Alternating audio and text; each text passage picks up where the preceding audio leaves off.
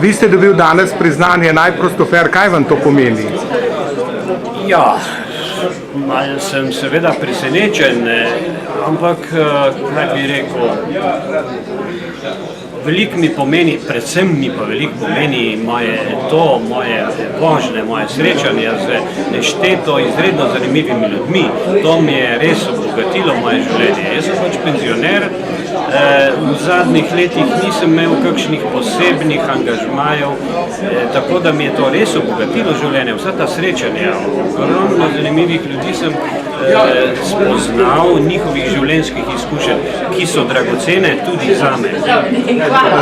Potem rad upravljate to prostovoljno delo? Ja, vsekakor rad, čeprav moram reči, da včasih je malo naporno, ni vedno zelo enostavno in gladko, včasih je težko najti neko lokacijo, včasih je kakšna oseba vendarle malo, bi rekel, je težko z njo ravnati, kaj sem imel en primer, morda nekoliko tako za ilustracijo, ena moja študentska prijateljica, ki sem je v zadnja leta stik z njo zgubil, me je poklicala iz nekega doma upokojencev, nič nisem vedel, kako je z njo in kaj je.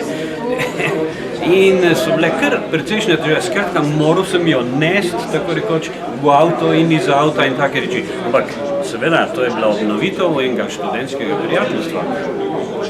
Kako bi povabil bodoče prostoferje?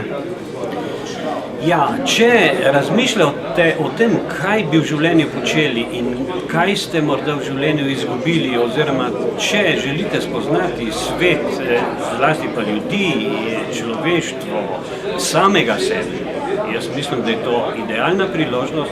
Seveda je pa nek pogoj, brez avta tega si skoraj da ne morete početi. Ali pa, če boste spretni, lahko se tudi morda s kom dogovorite, tudi z mrežo Matija Prostofer, pa morda tudi, če ste brez avta, če imate izkušnje, čas in voljo, vključite se.